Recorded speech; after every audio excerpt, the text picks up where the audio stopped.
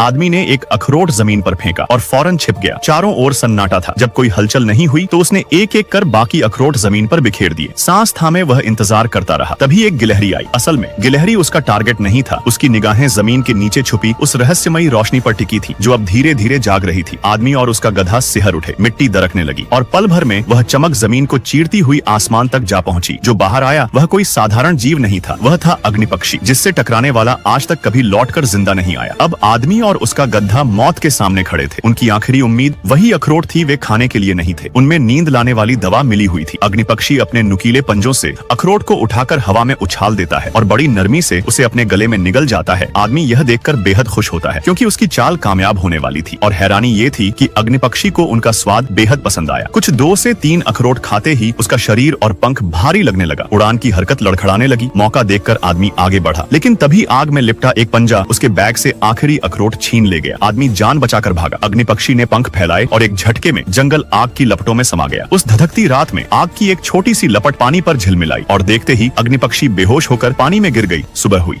किसी तरह आदमी ने अग्निपक्षी को तार की जाली में कैद कर लिया था। जलता हुआ परिंदा उसे घूर रहा था। तभी उसकी आंखों से एक आंसू टपका। ऐसा लगा जैसे वह बिना शब्दों के आजादी की भीख मांग रहा हो।